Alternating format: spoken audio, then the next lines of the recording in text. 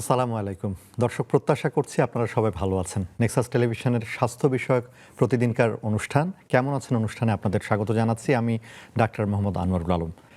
স্বাস্থ্যের বিভিন্ন বিষয় নিয়ে আমরা কথা বলে থাকি দর্শক, আপনারা জানেন। আজকে আমরা কথা বলবো খুব গুরুত্বপূর্ণ একটা বিষয়।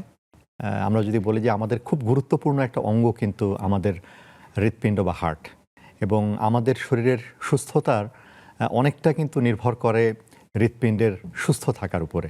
তো সেটি নিয়ে আজকে আমরা কথা বলতে চাই। আমরা যে বিষয়টা আজকে ঠিক করেছি যে হৃৎপিণ্ড বা হার্ট ভালো রাখার উপায় কী, এটা নিয়ে আমরা জানবো।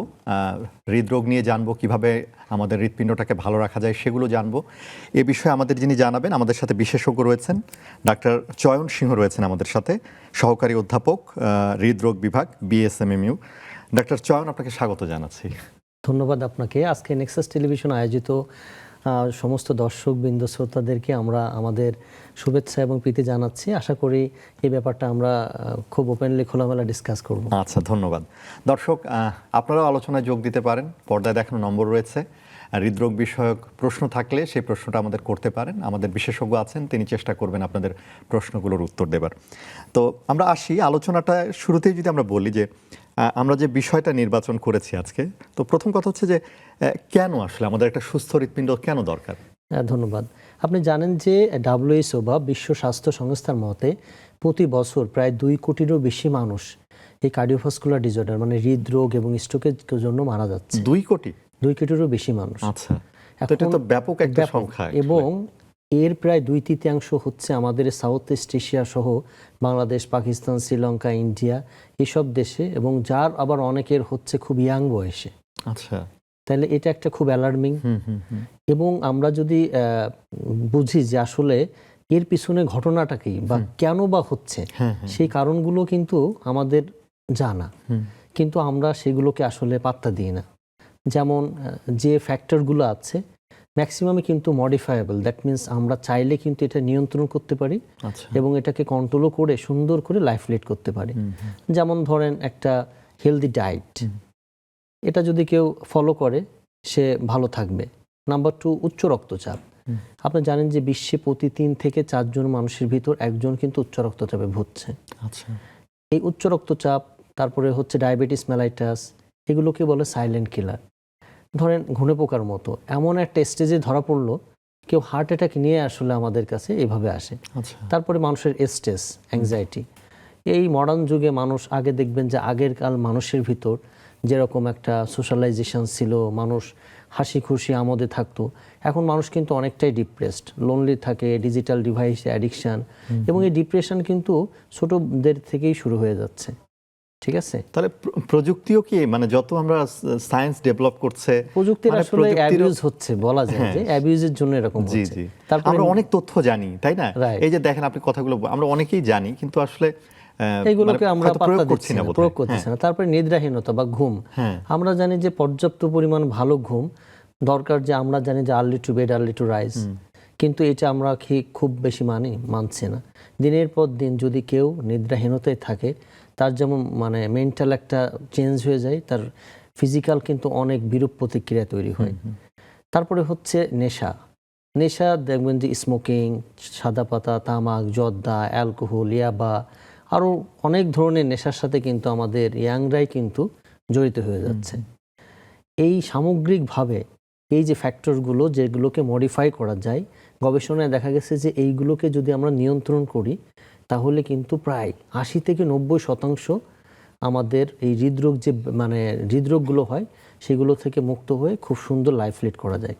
আর কিছু ব্যাপার আছে, যেমন বয়সের সাথে হৃদরোগ বাড়বে, এটা তো আসলে কন্ট্রোল করা যায় না। দেন হচ্ছে আমাদের ফ্যামিলি হিস্ট্রি, কারোর যদি ফ্যামিলিতে হৃদরোগের ইতিহাস থাকে, তাহলে কিন্তু আমরা তাদেরকে আবার বেশি নজরে রাখি যে আপনার ফ্যামিলিতে হৃদরোগের হিস্ট্রি আছে, আপনার কিন্তু আরো বেশি অ্যালার্ট হতে হবে।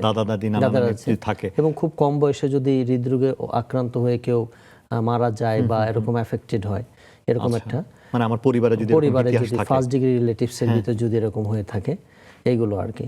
তো সামগ্রিকভাবে আসলে আমরা জানি যে হৃৎপিণ্ড আমাদের বুকের মাঝখানে একটা ম্যাজিক্যাল পাম্পিং মেশিন, যেটা জন্ম থেকে শুরু করে মৃত্যু পর্যন্ত মানে একদম একটা রিদমিক ছন্দে আমাদেরকে অক্সিজেনযুক্ত রক্ত সরবরাহ করে বাঁচিয়ে রাখছে।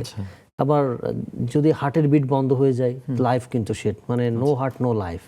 তাহলে এই এত একটা পাওয়ারফুল একটা ইম্পর্টেন্ট অর্গানকে যদি আমরা সুন্দর রাখতে চাই, তাহলে কিন্তু যে ফ্যাক্টরগুলো বললাম, আমি আস্তে আস্তে বলবো, এই ফ্যাক্টরগুলো কিন্তু নজর দিয়ে ছোটবেলা থেকেই একদম, বলে না, আপনি যদি একদম সুন্দর করে সেই বাচ্চা বয়স থেকে একটা হেলদি ডায়েটের ভিতর রাখতে পারেন, পরবর্তী দেখবেন একটা হেলদি নেশন পাচ্ছেন।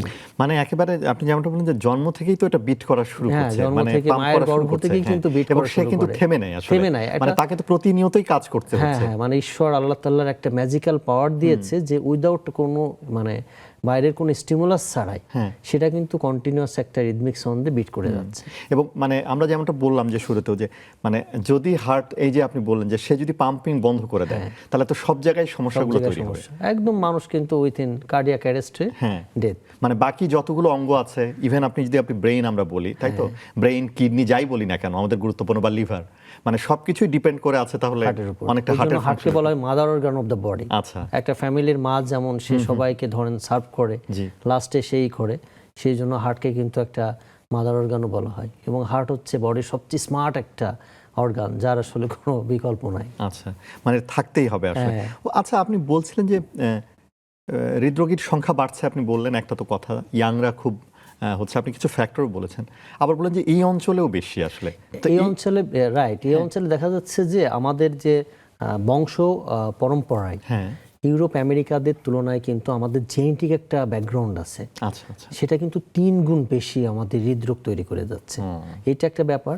আর আপনি ওয়েস্টার্ন আমেরিকানরা, ওরা একটু লম্বা হওয়ার জন্য ওদের সাবকিউটিনাস ফ্যাট, মানে আমাদের এক্সটার্নাল যে ফ্যাট, ওরা কিন্তু আমাদের যে ফ্যাট খায়, খাওয়ার পরে আমাদের দেশের অঞ্চলের মানুষের কি হয়, পেটের ভিতরেই, মানে আমাদের পেটের ভিতরেই ফ্যাট জমা হয়ে যায়। আর বাইরের দেশের মানুষ প্রথমে যেটা হয়, ওদের এক্সটার্নাল ফ্যাট আগে ডিপোজিশন হয় চামড়া মানে নিচেই, পেটের বাইরে জাস্ট আমাদের চামড়ার নিচে, এটা ইউরোপ আমেরিকানদের। তাই জন্য কিন্তু আমাদের পেটের ভিতরে যে ফ্যাট, যেটা ভিসেরাল ফ্যাট বলা হয়, সেটা কিন্তু সবচেয়ে ক্ষতিকর, ইনসুলিন রেজিস্ট্যান্স তৈরি করে, ডায়াবেটিস হয়ে যাচ্ছে আর্লি এজে, প্রেশার হয়ে যাচ্ছে। এই জন্য আমাদের ক্ষেত্রে বলা হয় যে আগে বলা হয়তো বিএমআই, এবং এশিয়ানদের কিন্তু বিএমআই আপনি জানবেন যে ইউরোপিয়ান তুলনায় বিএমআই কিন্তু 18.5 থেকে 23, মানে 25-এর বেশি গেলে ওবেস। আবার ইউরোপ আমেরিকানদের কিন্তু তাদের হচ্ছে 30-এর বেশি হয়ে গেলে কিন্তু তাদের ওবেস বলে। এই ব্যাপারগুলোর জন্য ওদের রেঞ্জটা তাহলে রেঞ্জটা একটু বেশি, ওরা অনেক ফ্লেক্সিবল। কিন্তু আমাদের 25-এর বেশি হলে, 25-এর বেশি গেলে আমাদের কিন্তু ওবেস। আর ওয়েস্ট সারকামফারেন্স, পার্টিকুলার নাভি বরাবর যে কোমরের মাপটা, আমাদের দেশে কিন্তু ছেলেদের ক্ষেত্রে 90 সেন্টিমিটার বা 35 ইঞ্চির নিচে থাকা বাঞ্ছনীয়, এবং মেয়েদের ক্ষেত্রে কিন্তু 32 ইঞ্চি বা 80 সেন্টিমিটার নিচে থাকা বাঞ্ছনীয়। এখন কিন্তু এই ভিসেরাল ফ্যাটটাকে সবচেয়ে বেশি গুরুত্ব দিচ্ছে। আচ্ছা, মানে এই ফ্যাটের সাথে আপনার তাহলে হৃদরোগের মানে গভীর সম্পর্ক, মারাত্মক ধরনের সম্পর্ক রয়েছে। তো এটাতেই আমরা আসি যে এই যে আপনি বলছিলেন যে তাহলে ওবেসিটি আমরা যদি বলি যে স্থূলতা, এটা তাহলে হৃদরোগের একটা বড় একটা ঝুঁকির কারণ। প্রতিটা মানে এটা হলো একটা সাইলেন্ট, একটা ইমার্জিং একটা ডিজিজ। ওবেসিটি কিন্তু একটা ডিজিজ। অনেকে ধরেন যে কেউ বাচ্চারা বুলি করে, স্কুলে যায়, এই মোটু এই সেই, তার মানসিকভাবে যেমন খারাপ লাগে, তার কিন্তু শারীরিক প্রতিটা অর্গানেই কিন্তু ফ্যাট জমে যাচ্ছে। দেখবেন যে আপনি ওবেসিটি হলে এই ঘাড়ে এখানে ফ্যাট জমলে তার স্লিপ অ্যাপনিয়া হয়, পেটে জমলে তার ফ্যাটি লিভার হয়, সেখান থেকে লিভারে ন্যাশ হয়, সিরোসিস হয়, ডেথ হয়, এবং হচ্ছে যে তার সেক্সুয়াল ডিসফাংশন হয়, হার্টের রক্তনালীতে চর্বি জমে জমে অ্যাথেরোস্ক্লেরোসিসের মাধ্যমে হার্ট অ্যাটাক, তারপরে হচ্ছে হার্ট ফেলোর, ব্রেনে হচ্ছে স্ট্রোক হচ্ছে, ক্রনিক কিডনি ডিজিজ, পা রক্তনালী সরু হয়ে যাচ্ছে। এটা অনেক ধরনের জটিলতা, এটা আসলে প্রথম থেকেই আমাদের মানে গুরুত্ব সহকারে এই জায়গাটা একটু আসে যে আমরা ধরেন যে এই যে স্থূলতা, তো এটাও কি আগে তো ধরেন যে মানে এটা নিয়ে এত কথা হতো না, কিন্তু এখন কথা হচ্ছে। এখন কথা হচ্ছে কারণ সারা পৃথিবীতে গবেষণায় দেখা গেছে প্রতি 3 জনে একজন মানুষ ওভারওয়েট বা ওবেস। এর পিছনে যে কারণ রয়েছে একটা আনহেলদি ডায়েট। আচ্ছা, আমাদের কার্ডিয়াক রোগীদের বা হৃদরোগীদের যেটা বলা হয় হার্ট হেলদি ডায়েট গ্রহণ করা লাগবে। আচ্ছা, মানে হচ্ছে সেখানে প্রচুর পরিমাণে সবজি থাকবে, তারপরে হচ্ছে আমাদের সালাদ থাকবে, টক দই থাকবে, দেন হচ্ছে মৌসুমি ফল থাকবে, আমরা কার্বোহাইড্রেট খাবো, সেটা লাল চালের ভাত হলে ভালো, বা লাল আটা ভালো, গোটা শস্য জাতীয় খাবার। একটা প্লেট মডেল যদি চিন্তা করি, 4 ভাগের 1 ভাগ থাকবে শুধু ভাত, আচ্ছা, বাদ বাকি 3 ভাগের 1 ভাগ থাকবে সালাদ, 1 ভাগ থাকবে আপনার সবজি, 1 ভাগ থাকবে আপনার প্রোটিন। আচ্ছা, ঠিক আছে, এইভাবে ফ্যাটের পরিমাণ দেখা গেল কম খেতে হবে, 15 থেকে 20% ম্যাক্সিমাম ফ্যাট। যে ফ্যাটগুলো বেশি খারাপ, বিশেষ করে যে গিলা, কলিজা, মগজ বা একই তেলে বারবার যে ট্রান্স ফ্যাট তৈরি হয়, সেটা কিন্তু বডি ইউটিলাইজ করতে পারে না, এটা ডিপোজিশন হয়ে খুবই খারাপ। যেমন একই তেলে বারবার সিঙ্গাড়া খাচ্ছে, সমোসা খাচ্ছে, তারপরে হচ্ছে বিভিন্ন ধরনের মুখরোচক যে খাবারগুলো হয়, খেতে ভালো লাগে, আপনারও ভালো লাগে, আমারও ভালো লাগে, কিন্তু এটা আসলে খুবই মানে আমাদের বাজে। যদি সাবকন্টিনেন্টের কথা বলি, আমার মনে হয় যে আমরা তো এগুলো ভাজা পোড়া বোধহয় বেশি পছন্দ করি আসলে। আমি একবার কোরিয়ায় গিয়েছিলাম, দেখলাম যে ওনরা জাস্ট খালি মানে সেদ্ধ করে এটা সস দেখে ফেলছে। এটা চিন্তাই করা যায় না। আমাদের ফুড হ্যাবিটটা এরকম যে ডুবো তেলে ভাজা লাগবে, সাথে আবার বেশি মানে কার্বোহাইড্রেট। আলু ভর্তা খাচ্ছি ভাতের সাথে, সবকিছু কিন্তু কার্বোহাইড্রেট। এই কার্বোহাইড্রেট পরিমাণ কমাইতে হবে। কার্বোহাইড্রেট আপনি জানেন যে লিভারে যে সব মানে আবার সেটা বিভিন্ন ধরনের ফ্যাট তৈরি হয়ে যাচ্ছে, মানে কার্বোহাইড্রেট কনভার্ট করে ফ্যাট তৈরি হচ্ছে। এটা কিন্তু অনেকে বোঝেন যে আমি ফ্যাট খাচ্ছি না, তাহলে আমার কেন হৃদরোগ হবে? আসলে ব্যাপারগুলো এরকম। এই জন্য মানে আমরা সেই ভাতে মাছে বাঙালি, আমরা তো মাছ এখন খুব কম খাচ্ছি, খালি ভাতই বেশি খাচ্ছি। আর আপনি যে বললেন যে ভেজিটেবল যেটা ফাইবারের কথা, আসলে সেটাই তো আসলে আমরা এটা যে কোনো তুলনা নেই। এটা আমাদের বলা হচ্ছে যে খাদ্যনালীর ভিতরে যে মাইক্রোবস থাকে, এইগুলো আমাদের ব্রেনের হেল্প করে, আমাদের হার্টের হেলথকে নিয়ন্ত্রণ করে। যে মানে ভালো জীবাণুগুলো, আমাদের যে ফাইবার জাতীয় খাবার, সেইগুলো কিন্তু আমাদের মাইক্রোবসের খাবার। এর জন্য খাদ্যনালীতে আমাদের দেখবেন যে আপনার যদি ভালো সবজি খাই, আমাদের বাউল হ্যাবিট ভালো থাকে, আমাদের একটা রিল্যাক্স লাগে। আপনার যদি ধরেন আপনার ভালো ঘুম হয়, আপনার বাউলটা ভালো থাকে, মন মেজাজ ভালো থাকে, আপনি সুখী বা হ্যাপি। মানে মন মেজাজ ভালো থাকলেও আমরা মানে বলছি সেটাও হার্টের উপরে আপনি বলছিলেন। ডেফিনেটলি স্ট্রেস, অ্যাংজাইটি, ডিপ্রেশন, এটা তো মানে হঠাৎ করে দেখবেন যে মানে কার্ডিয়াক অ্যারেস্ট করে, হার্টের রক্তনালীগুলোকে খামচি দিয়ে দেয়। ইয়াং মানুষ অনেক সময় আমরা পাত্তা দিই না, অনেক ইয়াং মেয়েরা আছে অনেক স্ট্রেসে ভুগছে, তার হাজবেন্ড দেখা গেলো বাইরে থাকে, অথবা সে একা অনেক লোড ফ্যামিলি নিয়ে, হঠাৎ করে কি হয় তাদের প্রচুর অ্যাংজাইটি, স্ট্রেসে হার্টের রক্তনালীগুলো খামচি দিয়ে ধরে। তখনই কিন্তু সে মানে অনেক দুর্ঘটনার শিকার হতে পারে।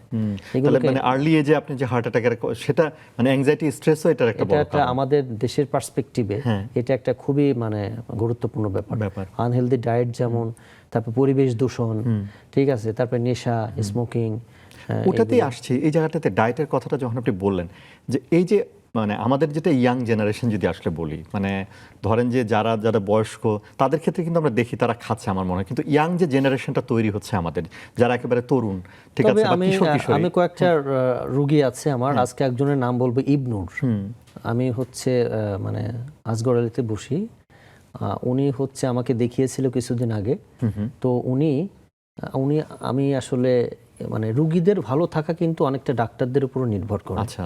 কারণ একটা মানুষ তো আসে তার হেল্পের জন্য, যে আচ্ছা আমার হার্ট বা স্বাস্থ্যটা কিভাবে ভালো রাখতে পারি।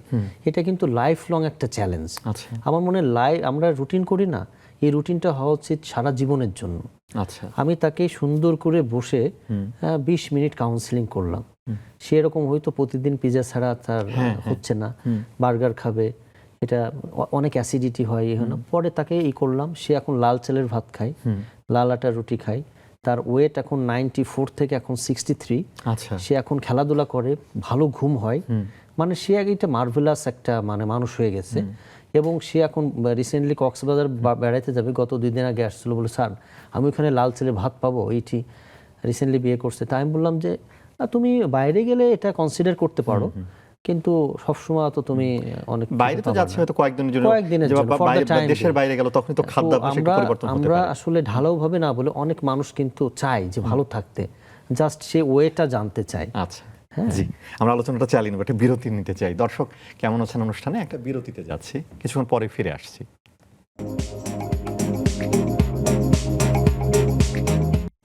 দর্শক বিরতি নিয়ে ফিরে এলাম। কেমন আছেন অনুষ্ঠানে আমরা আজকে হার্ট ভালো কিভাবে রাখা যাবে সেই বিষয় নিয়ে কথা বলছি। আমাদের সাথে ডাক্তার চয়ন সিংহ রয়েছেন, সহকারী অধ্যাপক, হৃদরোগ বিভাগ, বিএসএমএমইউ। আপনি বললেন যে এই যে লাইফস্টাইল বা খাদ্যাভ্যাসের কথাটা বললেন, ওইখানে একটু আমি আসতে চাচ্ছিলাম যে আপনি বললেন কিন্তু মানে আমাদের যে ইয়াং জেনারেশন বা কিশোর কিশোরী, তাদের ক্ষেত্রে মনে হয় এই জিনিসটা, মেসেজটা দরকার যে ডায়েটটা তারা খাচ্ছে বা যে খাবারটা তারা খাচ্ছে, এই খাবারটা হেলদি হচ্ছে না। রাইট। এটা আসলে আমার মনে হয় যে সামগ্রিকভাবে সে তো আসলে বুঝতে পারছে না, কারণ ছোটবেলা থেকেই দেখছে যে তার হয়তো মানে বাবা মা দুইজন জব করে, তাড়াতাড়ি কিছু খেয়ে চলে যাচ্ছে, আচ্ছা বাইরে থেকে একটা টিফিন দিয়ে দিব না, মানে অত কিছু না। এইটা হচ্ছে যে মানে আমাদের স্মল ফ্যামিলির জন্য দেখা গেলো বাবা মা দুইজনই জব করে, একটা বা দুইটা মানে আমাদের ছেলে মেয়ে দুইজন দুই দিকে দিয়ে দিচ্ছে হচ্ছে। কিন্তু যদি যৌথ ফ্যামিলি থাকে তাহলে কিন্তু, বা ফ্যামিলি মেম্বার অনেক বেশি থাকে, তাহলে কিন্তু হোমমেড খাবার, এটা কিন্তু আপনিও মানবেন যে হোমমেড খাবারের আসলে কোনো বিকল্প নাই। আচ্ছা, সেটা আপনি নিজে চোখে দেখছেন এবং নিজে হাইজিনিক ওয়েতে আপনি দিচ্ছেন আপনার বাচ্চাকে, আপনি ট্রাস্ট করতে পারেন এই খাবারটা।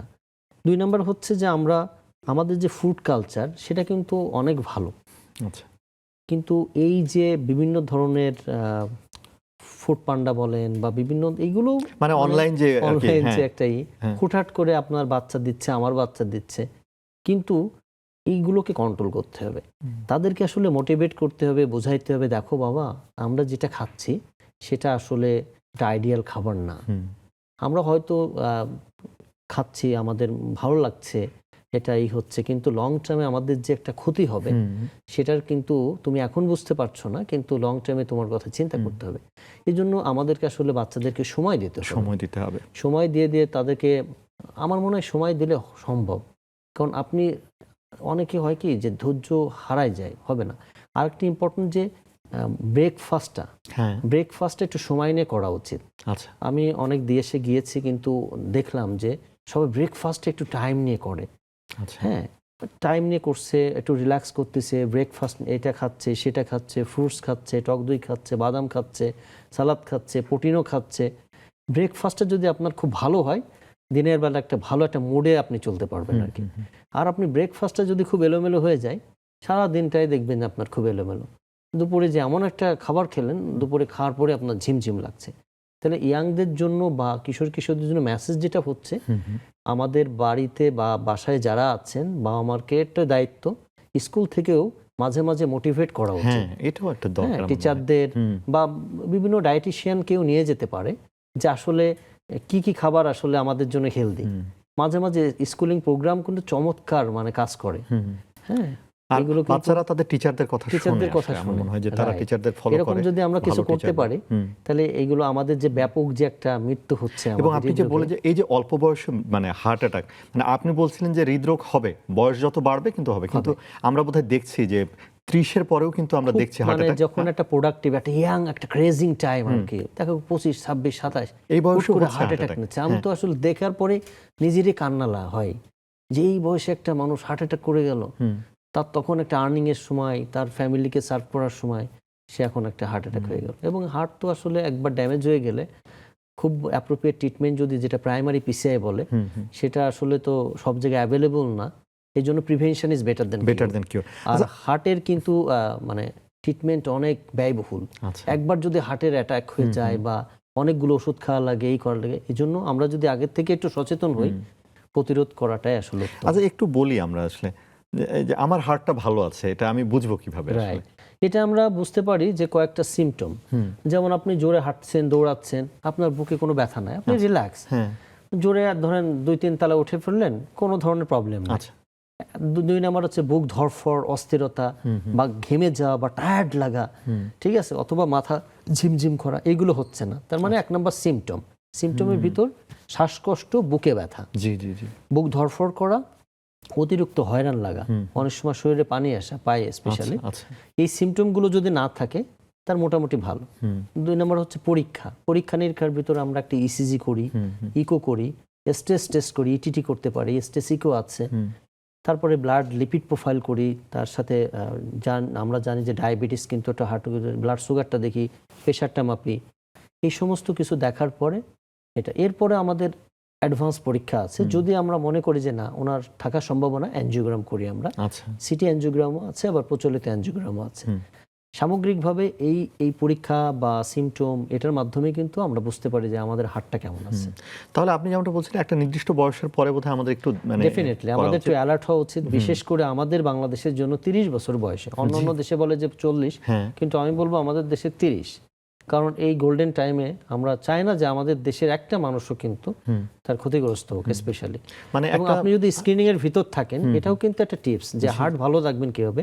আপনি একজন ডক্টরের সাথে পরামর্শ করে, পার্টিকুলারলি কার্ডিওলজিস্টের সাথে আপনার স্ক্রিনিং করতে হবে। আচ্ছা, এই টেস্টের মাধ্যমে আমি জানবো যে আমার হার্ট ভালো আছে। আর আপনি যে বলেন যে একটু যদি আপনি ঝুঁকির কথাগুলো কিন্তু বলছিলেন আসলে, তো আমার মনে হয় যারা একটু বেশি ঝুঁকিতে তাদের বোধহয় আর একটু মানে এই জায়গাটা সচেতন হওয়া উচিত। ডেফিনেটলি, কারণ হচ্ছে দেখবেন যে যাদের ফ্যামিলিতে হার্টের রোগ আছে, জি, যারা একটু স্থূল অস্থূল বা বসে বসে কাজ করে, অনেক সময় বলে যে আমি অনেকে ব্যাংকে জব করে ওঠার সময় পাই না। হ্যাঁ, কিন্তু আমার মনে হয় তাদের একটু অ্যালার্ম সেট করে রাখতে হবে। আমার যতই কাজ থাকুক, আমি একটু রুল অফ 20 মিনিটসের পর অ্যাটলিস্ট 20 সেকেন্ডসের জন্য একটু ব্রেক দিতে হবে। আচ্ছা আচ্ছা, এটা আয়ের ক্ষেত্রেও কিন্তু মানে খুব ইফেক্টিভ হয় চোখের।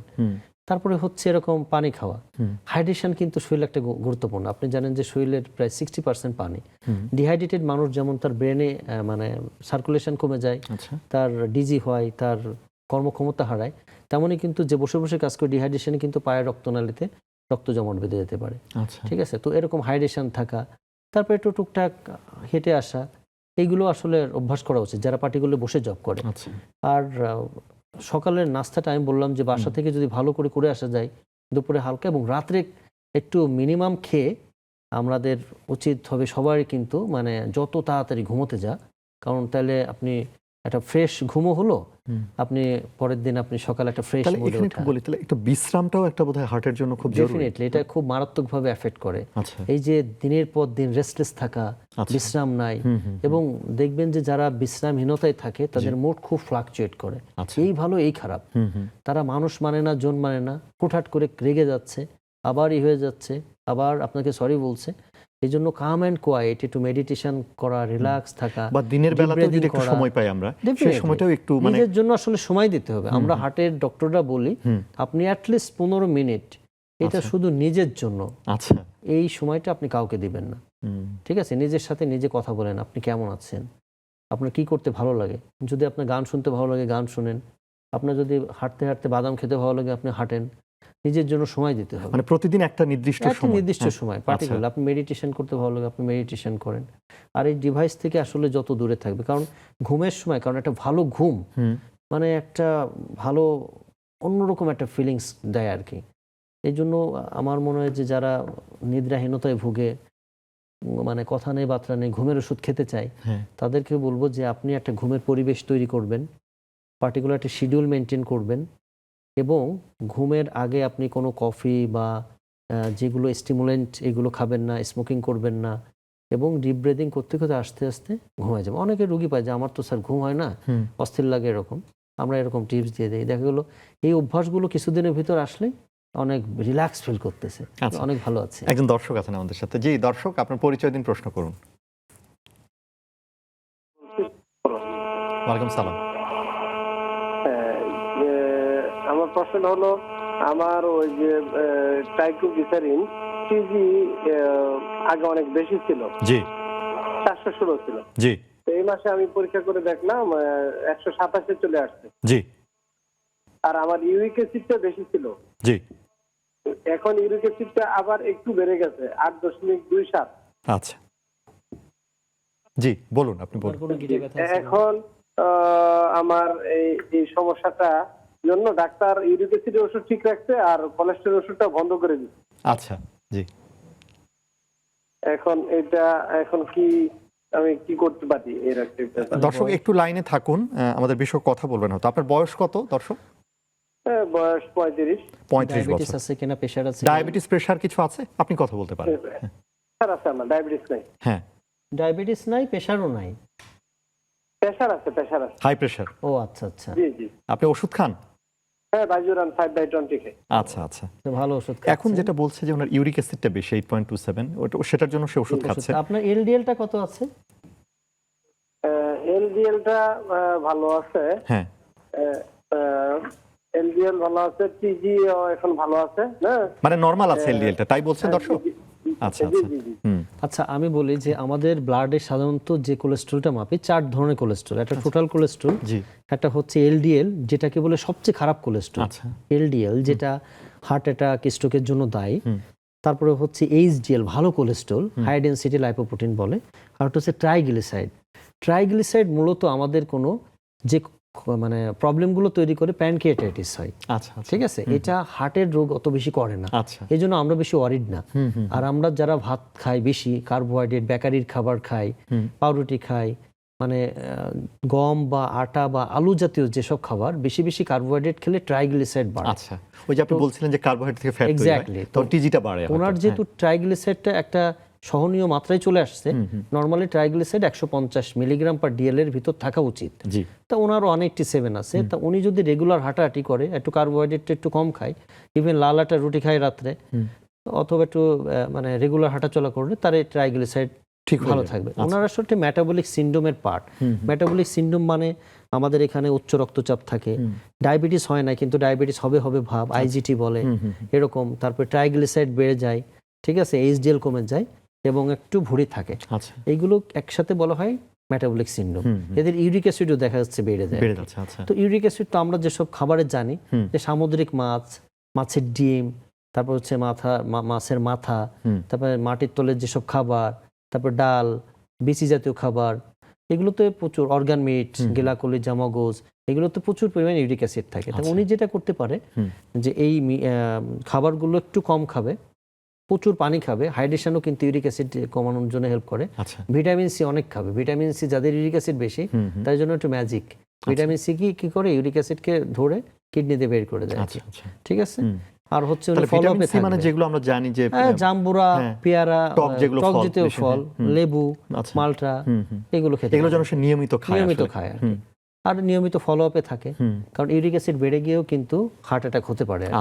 এটাও তো কয়েকটা জায়গায় টার্গেট করে, একটা জয়েন্টে টার্গেট করে, এই যে পার বুড়ো আঙ্গুলের গোড়াটা যে জয়েন্ট আছে সেটাই বেশি ধরে, কিডনিকে ধরে, কিডনি স্টোন তৈরি করতে পারে, হার্টের রক্তনালীতে জমা হয়ে এটা হচ্ছে অ্যাথেরোস্ক্লেরোসিসের মাধ্যমে তৈরি করতে পারে। তো উনি তো অ্যালার্ট, কিন্তু উনি জানে। আর প্রেশারটা ভাই নিয়ন্ত্রণ রাখার চেষ্টা করেন। আর এলডিএল প্রেশারের রোগীদের বলা হয় যে 100 নিচে রাখা লাগবে। ঠিক আছে, ওনার এলডিএল যদি 100 নিচে থাকে তাহলে ভালো। তাহলে ওনার এলডিএল লেভেল যেটা আছে আর একটু যদি আপনি কমাতে পারেন দর্শক, সেটা বোধহয় ভালো হবে। ইউরিক অ্যাসিডটা কন্ট্রোল করতে হবে। অসংখ্য ধন্যবাদ আসলে ফোন করবার জন্য। একটা জিনিস আসি, সেটা আমরা বলছিলাম, আপনিও বলেছেন, এক্সারসাইজের কথাটা যদি একটু বলেন, যে ব্যায়ামের ভূমিকাটা কি এখানে? আচ্ছা, আমাদের আসলে এই কর্মময় ব্যস্ত জীবনে আমরা এক্সারসাইজ করতে পারি না। এক্সারসাইজ মানে যে আমার জিমে যেতে হবে, নট নিডেড। আপনি কমপক্ষে প্রতিদিন 20 থেকে 30 মিনিট যদি হাঁটেন, আর বলে সপ্তাহে 150 মিনিট, এমনভাবে হাঁটবেন যেন ট্রেন গেলে আমরা একটু দৌড় দিই না, যে হাঁটতেছি, বলে মিনিটে 100 স্টেপ, একটু ঘামাই যাবেন আর কি। আচ্ছা, এইভাবে হাঁটতে 1 মিনিটে 100 কদম হাঁটবেন। তবে যাদের হার্টের রোগী, হাঁটলে বুকে ব্যথা করে, অত জোরে হাঁটা যাবে না। এটা হচ্ছে একদম নর্মাল মানুষ, যাদের হেলদি একটা মানুষ, তাদের যদি হাঁটতে গেলে শ্বাসকষ্ট না হয়, তার বুকে ব্যথা না হয়, হয়রান না লাগে, এই পেজে হাঁটবে উনি। প্রতিদিন হাঁটার প্র্যাকটিস করবে। অনেকে কি করে, ডায়াবেটিস হয়ে গেলে হাঁটে। আমি মনে করি invest to your health from the early life. আপনি যদি আগের থেকে, আপনি ডায়াবেটিস কিন্তু প্রতিরোধযোগ্য, টাইপ 2 ডায়াবেটিস, আপনি যদি চান অনেক ডিলে করতে পারেন ডায়াবেটিস অনসেটটা। প্রেশার নিয়ন্ত্রণ, হাঁটলে আসলে বডি ওয়েট যেমন ব্যালেন্সে থাকে, সারা শরীরে রক্ত চলাচল করে, একটা ম্যাজিক্যাল একটা ফিলিংস হয়। ঘামের পরে আপনি দেখবেন চোখে মুখে পানি দিলে বা একটু পানি খেলে কত মানে সুদিং লাগে, একটা শান্তি মনে হয়। এবং বাসার চেষ্টা করা উচিত সবাইকে নিয়ে হাঁটা আর কি। হ্যাঁ, মানে ব্যায়ামের একটা বড় গুরুত্ব আছে। এবং ব্যায়াম করলে কিন্তু আমাদের যে শরীরের যে ক্ষতটা কিন্তু সেরে যায়। আপনি দেখবেন যে মানে বিভিন্ন কারণে শরীরে কিন্তু ক্ষত হয়, মন খারাপ থাকলেও হয়, স্মোকিং করলেও হয়, বিভিন্ন ইনফেকশনের জন্য হয়, কিন্তু এক্সারসাইজ যদি করেন এই ক্ষতগুলো কিন্তু হিল হয়। জি, ধন্যবাদ। আমরা আরেকটা বিরতি নিয়ে আসি। দর্শক কেমন আছেন অনুষ্ঠানে আরেকটা বিরতিতে যাচ্ছি, ফিরছি কিছুক্ষণ পরে।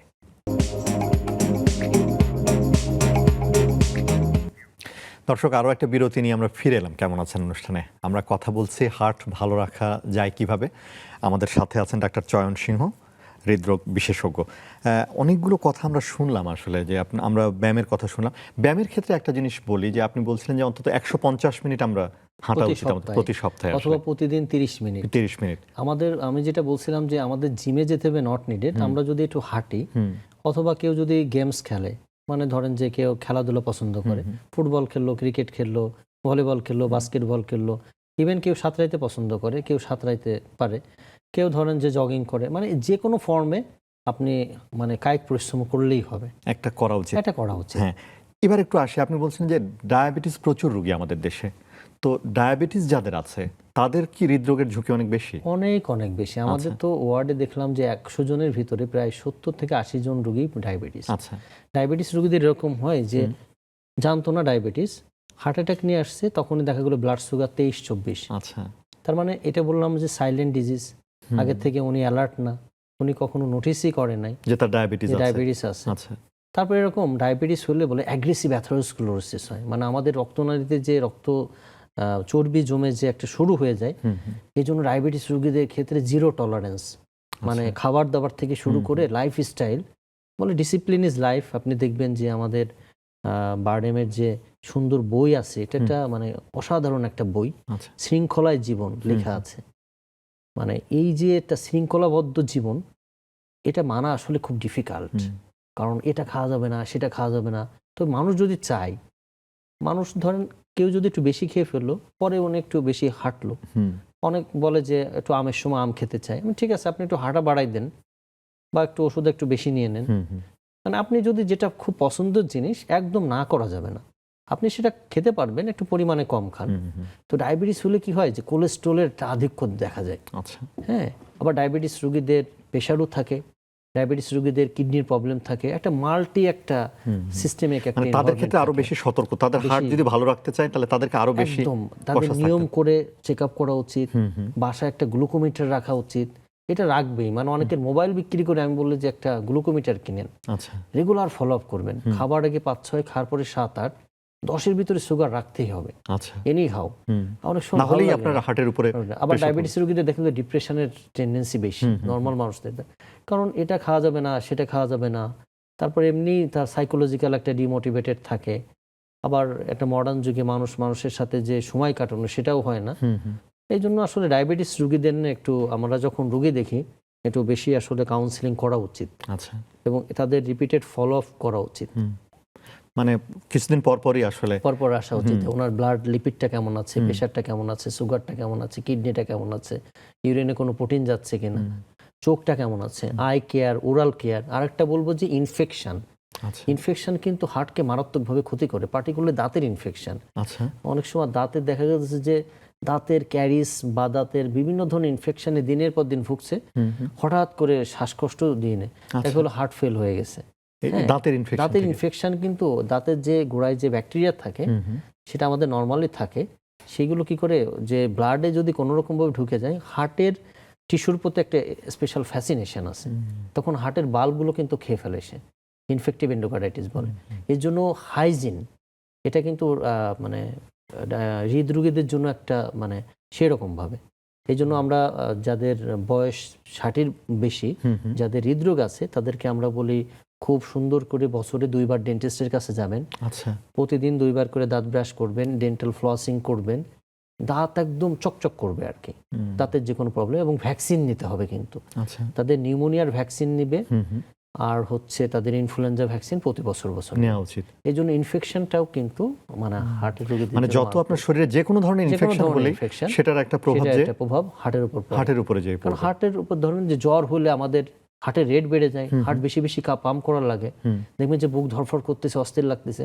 এই জন্য কোনো ধরনের ইনফেকশন যাতে না হয়, এটা আসলে এই সামগ্রিকভাবে চিন্তা করলে না নিজের জন্য সময় রাখা উচিত। আচ্ছা হ্যাঁ, মানে যদিও হয় না, আমরা এটা করি সেটা করি অন্য কিছু করি, কিন্তু নিজের জন্য সময় একদম প্ল্যান করে যে আমার এই সময়টুকু আমার শরীরের পিছনে আমি ইনভেস্ট করব। আচ্ছা, হাঁটা থেকে শুরু করে ভালো একটা ডায়েট, আপনি তো এই ডায়েট কিন্তু জোগাড় করে এত সহজ ব্যাপার না, আপনার বাজারে যেতে হবে বা কাউকে দিয়ে ম্যানেজ করতে হবে, সেটা আবার রান্না, কম তেলের রান্না। আমরা বলি তেল হার্টের রোগীদের জন্য মারাত্মকভাবে ক্ষতিকর। আচ্ছা, তেলের ব্যাপারটা যেটা বলি আমরা, যে অলিভ অয়েল অথবা সরিষার তেল বা মসনার তেল অথবা সানফ্লাওয়ার অয়েল ভালো, মানে কোনো তেলই খুব একটা ভালো না, কম তেলে রান্না করতে হবে। তেলে ডুবাই কিন্তু খাওয়া যাবে না। তো এই যে তেলের ব্যাপারটা মাথায় রাখা, যে রান্না করবে তাকে গাইড করা, তারপরে সামগ্রিকভাবে ঘুম হচ্ছে কিনা, আপনার এক্সারসাইজ করছেন কিনা, সবকিছু মিলে আসলে ব্যাপারগুলো তো ইজি না, একটা মানে চ্যালেঞ্জিংও বটে। আরেকটা জিনিস আপনি বলছিলেন যে এই যে নেশা, তাই তো। স্মোক করতে এখনো দেখছি আমরা বেশি, ইয়াংরাই তো বেশি করে আমার মনে হয়, যে ইয়াংদের মধ্যে এটা দেখছি, বা অন্য কোনো অ্যাডিকশনের বিষয়টা, এটা কি খুব বেশি প্রভাব ফেলে? মারাত্মকভাবে, মানে আপনি যদি কেউ স্মোক আজকে ছেড়ে দেয়, তার 15 বছর লাগবে নন স্মোকারদের মতো হইতে। আচ্ছা। কারণ স্মোকিং করলে যে ধোঁয়াটা ভিতরে যাচ্ছে, যে টক্সিনটা, এটা রক্তনালীকে শিং করে দেয়, আচ্ছা, একদম চুষায় দেয়, প্রেশার বেড়ে যাচ্ছে।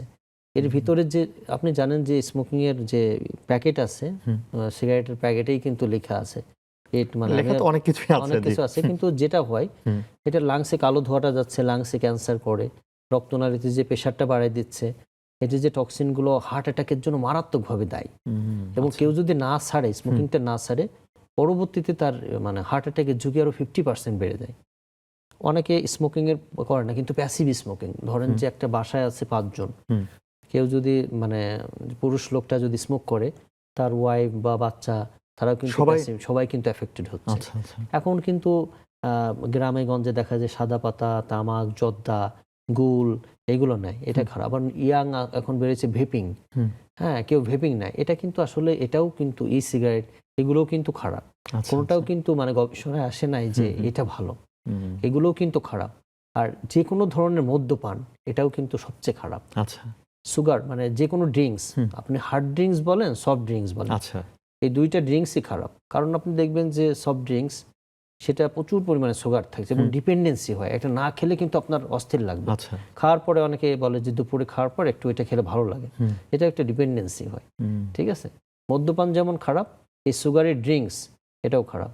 আর জুসের ক্ষেত্রে বলবো যে জুস যদি খান আপনারা, মানে তাহলে কিন্তু সুগার বাদ দিয়ে খেতে হবে। সুগার কিন্তু 4টা এস বলে বডির জন্য খারাপ। এটা হচ্ছে সুগার, এটা সল্ট, এটা এস্টেস, এটা স্মোকিং। এই 4S বডির জন্য চরমভাবে খারাপ। আসলে লবণের প্রশ্নটাতে একটু আসি। আসলে লবণের প্রতি তো একটা আকর্ষণ আমাদের আছে, ঠিক আছে, আমরা আলাদা করে লবণ খেতে চাই। এবং আরেকটা জিনিস দেখেন, যে আমরা যে কেনা খাবার আমরা যেগুলো পাই, চানাচুর বা অন্য কিছু, সল্ট থাকে, বলা হয় যে অনেক সল্ট, হ্যাঁ, প্রসেস ফুডে সল্ট থাকে, সবকিছুতে সল্ট থাকে। গবেষণায় দেখা গেছে যে আপনি যদি খাবারের সাথে এক্সট্রা সল্ট অ্যাভয়েড করতে পারেন, প্রতি বছর 30 লক্ষ মানুষের মৃত্যু প্রিভেন্ট করা সম্ভব সারা বিশ্বে। 30 লক্ষ, ক্যান ইউ ইমাজিন? আপনি 2 কোটির কথা বলছিলেন, সেখান থেকে 30 লক্ষ শুধু লবণ যদি সে ঠিকঠাক অ্যাভয়েড করে। আছে, লবণ খাওয়ার নিয়ম হচ্ছে আমাদের লেস দেন 2 গ্রাম, মানে 1 চামচ, ছোট টেবিল চামচের 1 চামচ একদম প্লেন করে দিলে যতটুকু হয়, ততটুকু লবণ আমাদের খাওয়া উচিত সারা দিনে। আচ্ছা, ইনক্লুডিং তরকারি, এক্সট্রা কোনো সল্ট আপনার খাওয়া যাবে না। ঠিক আছে, এই লবণটা আসলে সল্ট সেনসিটিভ হাইপারটেনশন হয়, আরো অনেক ধরনের জটিলতা ক্রিয়েট করে। মানে উচ্চ রক্তচাপের একটা বড় কারণ হচ্ছে। আর উচ্চ রক্তচাপের জন্য তো আপনি জানেন হুটহাট করে stroke, heart attack, kidney damage, অনেকগুলো রিস্ক ফ্যাক্টর বিভিন্ন অসুখের আর কি। এবং ওই যেটা আমরা বললাম প্রসেস ফুডে যে সল্টের বিষয়টা, এটা নিয়ে বোধহয় আমাদের একটু, এটা আসলে আমাদের গভর্নমেন্ট থেকেও একটু রেড মার্ক করে দেওয়া উচিত। আমি একটা প্রোগ্রামে গিয়েছিলাম বাইরে, সেখানে ডিসকাস হচ্ছিল যে ওয়ার্ল্ড ওয়াইড কিভাবে আমরা সল্ট কনজিউমটা কমাইতে পারি। আচ্ছা, গভর্নমেন্ট থেকে কি কি ইমপ্লিমেন্ট করতে পারে, বা যারা মানে প্রোডাক্ট তৈরি করে তারও রেড মার্ক করে দিবে যে, এবং বিভিন্ন ক্যান্টিন অথবা রেস্টুরেন্টে বলে দেবে যে এইগুলো রেড মার্ক করে হাই সল্ট, হুইচ ইজ মানে ব্যাড ফর হেলথ। কথার কথা, একটা মানুষও যদি সচেতন হয় ওইখান থেকে, এটা আমি মনে করি যে আমাদের এই কাজগুলো রোগী হিসেবে যখন আসে, ডক্টরের তো দায়িত্ব আছে, স্কুল লেভেল থেকে শুরু করে, ফ্যামিলি থেকে শুরু করে, এই যে আপনি বললেন স্কুলের বাচ্চারা টিচারদের কথা শুনে, স্কুল লেভেলে কিন্তু এরকম মানে একটা বাচ্চাকে যখন আপনি বলবেন যে বেশি লবণ খাওয়া ভালো না, নিশ্চয়ই সে তখন থেকে এটা কিউরিয়াসিটি থাকবে, কেন ভালো না, হাজার রকমের কোশ্চেন করবে, তাহলে এটা হলে সেটা হয়, এটা হলে সেটা হয়। ঠিক আছে, তো সেই জায়গায় এটা আসলে আমাদের মনে হয় খুব জরুরি। ওই জায়গাগুলো সচেতনতার জায়গাটা বোধহয় এখানে আসলে, মানে কোথায় আপনি সচেতন হবেন। কারণ আপনি যে বিষয়গুলো আমাদেরকে বললেন যে এগুলো সবই কিন্তু আসলে প্রতিরোধযোগ্য। আপনি প্রতিরোধযোগ্য, আমরা তো বলি যে আমরা যে ফ্যাক্টরগুলোকে যদি একটু নিয়ন্ত্রণ করি, একটু সচেতনভাবে, 80 থেকে 90% হৃদরোগ কিন্তু প্রতিরোধ করতে পারি আমরা। তো সেই জায়গাটা আমার মনে হয় যে খুব মানে আমাদের চিন্তা ভাবনা করতে হবে আসলে। আচ্ছা, একটা জিনিস একটু আসি, যে আপনি বললেন যে হার্টের কিছু পরীক্ষা নিরীক্ষা আছে, সেগুলো আমরা করতে পারি একটা নির্দিষ্ট সময় পর পর। আরেকটা বলি, যাদের হার্ট অ্যাটাক হয়ে গেল একবার, তাদের ক্ষেত্রে আসলে পরবর্তীতে মানে হার্ট অ্যাটাক হলে, তো আমি একটু বলি যে হার্ট অ্যাটাক আসলে একটা মানুষ কিভাবে বুঝবে। হার্ট অ্যাটাকে যেটা হয় যে বুকের মাঝখানে একটা চাপা, মনে হচ্ছে পাথর চেপে আছে, একটা প্রচন্ড ব্যথা, সাথে ঘাম হবে, অতিরিক্ত ঘাম হবে, শ্বাসকষ্ট হতে পারে, মনে হচ্ছে আমি এখনই কলাপস করে যাব, এরকম। সাথে ব্যাকগ্রাউন্ডে একটা ডায়াবেটিস, উচ্চ রক্তচাপ, ফ্যামিলি হিস্ট্রি, স্মোকিং, ওবেসিটি, এই ধরনের রিস্ক ফ্যাক্টর থাকতে পারে। ওনার কাজ হবে দেরি না করে, এটা রাত্রি 2টা হোক আর 12টা হোক, সকাল 6টা হোক। অনেক সময় মনে করে একটু গ্যাসের ব্যথা কিনা, একটু দেখি, গ্যাসের সিরাপ খাই, একটু যাচ্ছে না, জ্বালা জ্বালা করছে, আচ্ছা আর একটু কেউকে ফোন করে এরকম একটু ঠান্ডা পানি খাই, আর একটু দেখি হাসপাতালে পরে যাই। এখানে কি এই যে টাইমটা খুব ইম্পর্টেন্ট, টাইম বলে টাইম, মানে টাইম ইজ মাসেল। আচ্ছা, প্রতিটা টাইম যাবে মাসেল ড্যামেজ হতে থাকবে। আচ্ছা আচ্ছা। এই ক্ষেত্রে জিরো টলারেন্স, মানে টাইম যতই রাত্রির হোক সরাসরি আপনি একটু নিকটস্থ হসপিটালে যাবেন। আচ্ছা, ইমিডিয়েটলি আপনার যে ডক্টর দেখবে ওনা একটা ইসিজি করবে। ইসিজি যদি ভালো থাকে, হার্ট অ্যাটাকে কিন্তু ইসিজি ভালোও থাকতে পারে, আচ্ছা, একটা টোপোনিন করবে, ঠিক আছে? টোপোনিন কিট আছে, এখন 3 থেকে 5 মিনিটের ভিতর টোপোনিন বেড়ে যাবে। গেলে আপনাকে অ্যাপ্রোপ্রিয়েট জায়গায়, যদি উনি কার্ডিয়াক হসপিটালে যায়, ভেরি গুড, প্রাইমারি পিসিআই বলে, আমরা যে ব্লক হয়ে আসলে হার্ট অ্যাটাকটা হয়, ওই ব্লকটা ক্লিয়ার করে দিলেই ওনার হার্ট কিন্তু ড্যামেজ ছাড়া একদম নর্মাল আগের মতো হয়ে যেতে পারে। এটা বলে প্রাইমারি পিসিআই। এটা আমাদের ঢাকা শহরে বড় বড় শহরে আছে। এটা করলে কিন্তু আমাদের, যদি মনে করেন প্রাইমারি পিসিআর ফ্যাসিলিটি না থাকে, কিছু ইনজেকশনও আছে, থ্রোম্বোলাইটিক্স বলা হয়, সেটাও করা যেতে পারে। সেটাও করে আমরা 24 ঘন্টার যত আগে আপনি যেতে পারবেন, টাইম কিন্তু ওয়েস্ট করা যাবে না। আচ্ছা, সেটা খুব জরুরি। এটা খুব জরুরি আর কি। তাহলে আমাদের বুঝতে হবে যে হার্ট অ্যাটাক আসলে, আপনি গ্যাসের ব্যথাকে হার্ট অ্যাটাক ভাবেন কোনো প্রবলেম না, কিন্তু হার্ট অ্যাটাককে আপনি যদি গ্যাসের ব্যথা মনে করেন আমরা ভাববো না, তাহলে কিন্তু আমরা একটু ভাববো না। কারণ আপনার এটা হঠাৎ মৃত্যু হয়। বলা হয় যে আমেরিকার মতো জায়গায় 20% মানুষ হসপিটালে পৌঁছানোর আগে কিন্তু মৃত্যু হয়ে যাচ্ছে হার্ট অ্যাটাকে। তো বাংলাদেশে তো আসলে মানে আরো একটু বেশি হবেই। তাহলে এরকম ধরনের ব্যথা, যেরকম ব্যথার কথাটা আপনি বললেন, হলেই আসলে মানে হার্টের ক্ষেত্রে আপনি কোনো সময় নিতে পারবেন না, আসলে আমাকে খুব দ্রুত হসপিটালে যেতে হবে। আসলে এটা একটা খুব জরুরি। অনেকগুলো বিষয় আমরা জানলাম। ডাক্তার চয়ন সিংহ, অসংখ্য ধন্যবাদ। এবং অনেকগুলো বিষয় আপনি বলেছেন যে এই সচেতনতার জায়গাগুলো আমাদের দরকার। দর্শক, আপনারা তো শুনলেন নিশ্চিতভাবেই যে কি কি ধরনের বিষয়, যে প্রতিরোধ করাটাই হচ্ছে সবচেয়ে জরুরি কাজ। আসলে আমরা যদি আমাদের হার্টটাকে, আমাদের যে হৃৎপিণ্ডটাকে যদি সুস্থ রাখতে চাই, এটাকে কিন্তু আমরা প্রতিরোধ করতে পারি। এবং এই জিনিসটা তৈরি করতে হবে একেবারে ছোটবেলা থেকেই, এবং ওইভাবেই কিন্তু আমাদের নিয়ম মেনে কাজগুলো করতে হবে। আমরা নিয়মিত ব্যায়াম করব। খাদ্যাভ্যাসের কথাটা উনি বলেছেন, যেটা খুবই জরুরি। আমরা যে ধরনের খাবার আসলে খাচ্ছি, খাদ্যাভ্যাসটা পরিবর্তন আনা উচিত, নিয়মিত ব্যায়াম করা উচিত, এবং নেশা জাতীয় কোনো দ্রব্য একেবারে আমরা গ্রহণ করব না। লবণ খুব কম খাবো, চিনি কম খাবো, এগুলো খুব জরুরি। দর্শক, আশা করি আপনারা ভালো থাকবেন, সুস্থ থাকবেন। অসংখ্য ধন্যবাদ সাথে থাকার জন্য।